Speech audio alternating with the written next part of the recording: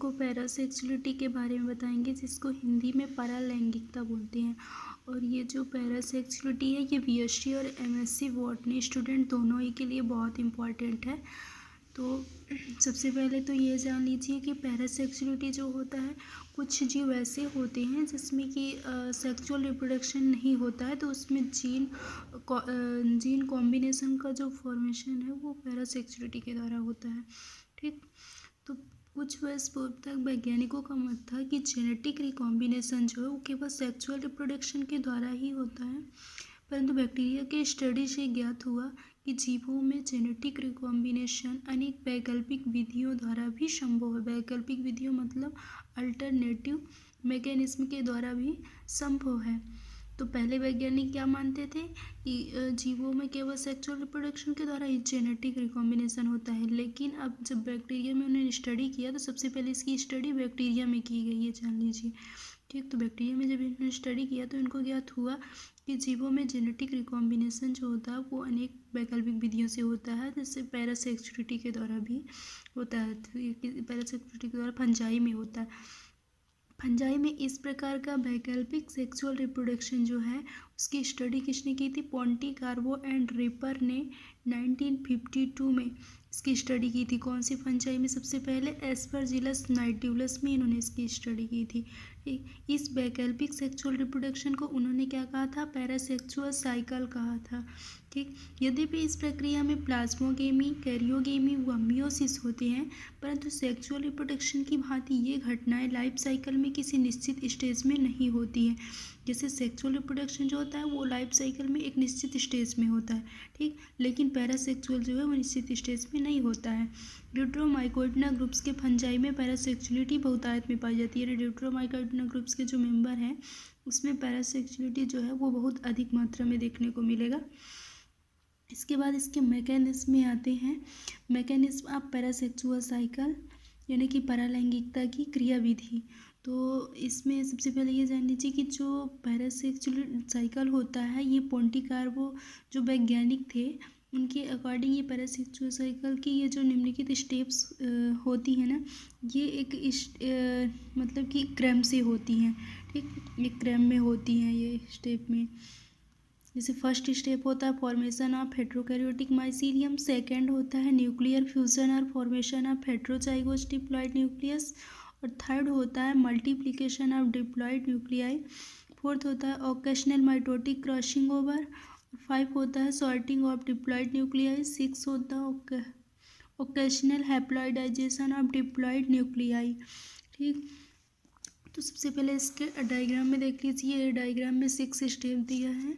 First step में anastomosis होती है। सेकेंड स्टेप में क्या होता है? अनलाइक न्यूक्लियाई फ्यूज होता है जिससे डिप्लॉइड कोनिडिया बनते हैं। थर्ड स्टेप में sorting out of diploid nuclei through diploid conidia, और फोर्थ स्टेप में होता है माइटोटिक क्रॉसिंग ओवर। 5 स्टेप में होता है haploidization recombinant diploids with yellow और वाइट कोनिडिया। 6 स्टेप में क्या होता है? Sorting out of diploid nuclei, haploid conidia. और देखिए इसके 6 स्टेप भी हैं, 2 स्ट्रेन है, फर्स्ट स्ट्रेन सेकेंड स्ट्रेन। ठीक, इसके बाद हम आते हैं इसमें इसके मैकेनिज्म में। सबसे फर्स्ट स्टेप क्या था? देखिए फर्स्ट स्टेप है फॉर्मेशन ऑफ हेट्रोकैरियोटिक माइसीलियम। तो जेनेट यानी कि सबसे पहले किसका निर्माण होगा? हेट्रोकैरियोटिक माइसीलियम, विषम युग्मजी कवक जाल, विषम केंद्र की कवक जाल। तो जेनेटिक रिकॉम्बिनेशन के लिए हेट्रोकैरियोटिक माइसीलियम को फॉर्मेशन अत्यंत आवश्यक है। डिफरेंट यानी जो जेनेटिक रिकॉम्बिनेशन की प्रोसेस होती है, तो इसके लिए सबसे पहले हमको हेट्रोकैरियोटिक माइसीलियम को फॉर्मेशन करना होगा, ये बहुत ज़रूरी है। इसके बाद डिफरेंट जेनेटिक कॉन्स्टिट्यूशन के वेजिटेटिव हाइफे का एनास्टोमोसिस हेट्रोकैरियोटिक माइसीलियम के फॉर्मेशन की सिंपल मैकेनिज्म है। कभी कभी माइसीलियम के कुछ न्यूक्लियस के फ्यूजन तथा उसके पश्चात उनके पुनर्विभाजन से भी हेट्रोकैरियोटिक माइसीलियम बनता है। यानी इसके 2 स्टेप से हेट्रोकैरियोटिक माइसीलियम बन रहा है। ठीक, फर्स्ट स्टेप से कैसे बनता है? फर्स्ट स्टेप से डिफरेंट टाइप की जेनेटिक कॉन्स्टिट्यूशन, उनके वेजिटेटिव हाइफे जो होते हैं उनका शाखा मिलन, अनास्टोमोसिस मतलब शाखा मिलन के हेट्रोकैरियोटिक माइसीलियम के फॉर्मेशन, यानी कि इससे हेट्रोकैरियोटिक माइसीलियम का फॉर्मेशन हो गया फर्स्ट स्टेप। ये सिंपल विधि है। फिर सेकेंड है कि कभी कभी माइसीलियम के कुछ न्यूक्लियस की फ्यूजन तथा उसके पश्चात उनके पुनर्विभाजन से भी हेट्रोकैरियोटिक माइसीलियम का फॉर्मेशन हो गया। ठीक, तो 2 स्टेप हो गए। एस्कोमाइकोटिना इसका एग्जाम्पल है। इसके बाद हम सेकेंड स्टेप में सेकेंड स्टेप है न्यूक्लियर फ्यूजन और फॉर्मेशन ऑफ हेट्रोजाइगोस डिप्लॉइड न्यूक्लियस। तो हेट्रोकैरियोटिक माइसीलियम के फॉर्मेशन के पश्चात पहले हेट्रोकैरियोटिक माइसीलियम का फॉर्मेशन हो गया, इसके पश्चात क्या होता है, समान अथवा डिफरेंट जीन स्ट्रक्चर के हैप्लॉइड न्यूक्लियस के फ्यूजन से क्रमशः होमोजाइगोस तथा हेट्रोजाइगोस डिप्लॉइड न्यूक्लियस बनते हैं। ठीक, किसका फ्यूजन हुआ, तो हैप्लॉइड न्यूक्लियस का फ्यूजन हुआ। ठीक, अलग अलग प्रकार के जीन स्ट्रक्चर के जो हैप्लॉइड न्यूक्लियस थे उनका फ्यूजन हुआ, जिससे होमोजाइगोस हेट्रोजाइगोस डिप्लॉइड न्यूक्लियस बनते हैं। ठीक, यदि हेट्रोकैरियोटिक माइसीलियम में प्रेजेंट विषम केंद्रकों की जीन स्ट्रक्चर ए व बी हो तो इनके न्यूक्लियर फ्यूजन से 5 टाइप के न्यूक्लियस बनते हैं। ठीक, अगर इसका जीन स्ट्रक्चर जो है हेट्रोकैरियोटिक माइसीलियम का जीन स्ट्रक्चर जो है वो ए व बी हो तो क्या होगा, न्यूक्लियर फ्यूजन से कितने टाइप के न्यूक्लियस बनेंगे, 5 टाइप के। 2 टाइप के हैप्लॉइड न्यूक्लियस बनेंगे, एक ए बनेगा एक बी बनेगा। ठीक, और 2 टाइप के होमोजाइगोस डिप्लॉइड न्यूक्लियस बनेंगे, ए और बी। और एक टाइप का न्यूक्लियस हेट्रोजाइगोस डिप्लॉइड न्यूक्लियस बनेगा, ए बी। ठीक, और फिर अब थर्ड स्टेप में आते हैं, मल्टीप्लिकेशन ऑफ डिप्लॉइड न्यूक्लियाई।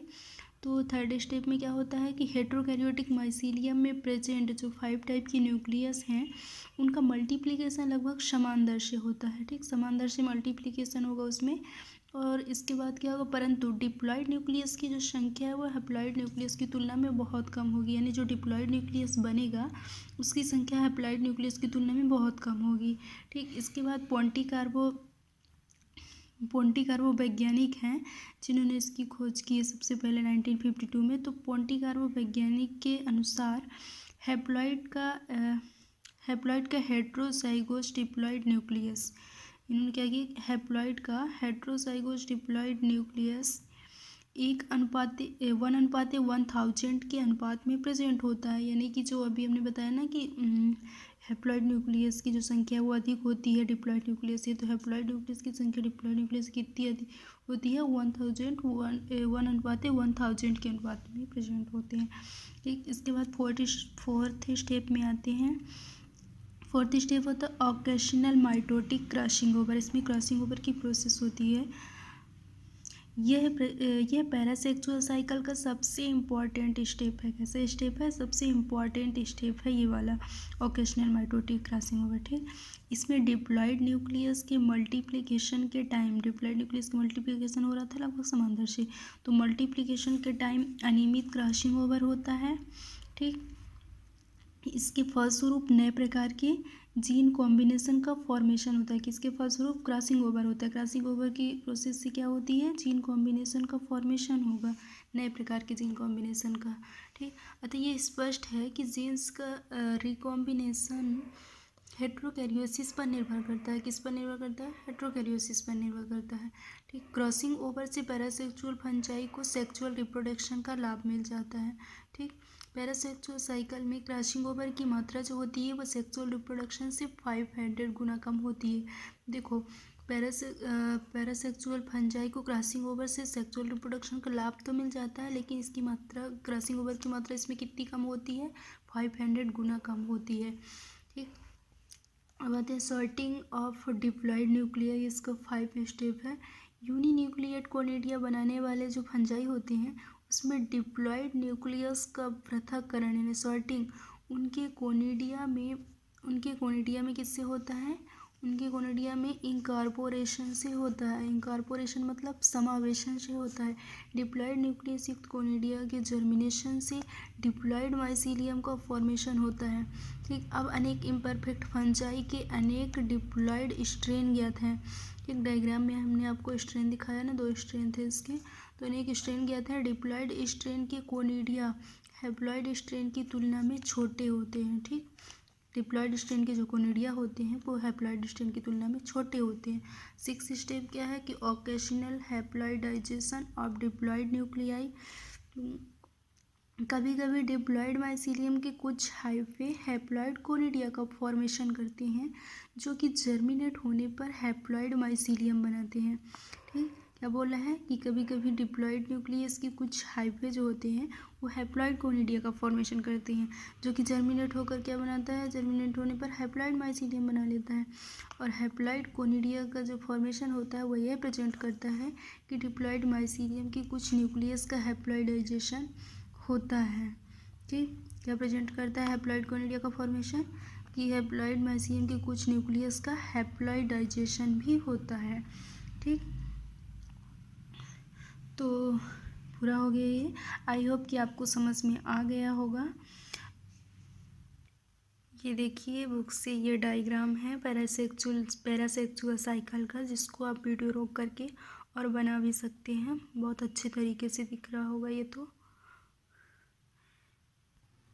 और आपको ये वीडियो कैसा लगा कमेंट बॉक्स में लिखकर ज़रूर बताइएगा। अगर अच्छा लगा हो तो अपने दोस्तों के साथ शेयर भी कीजिएगा।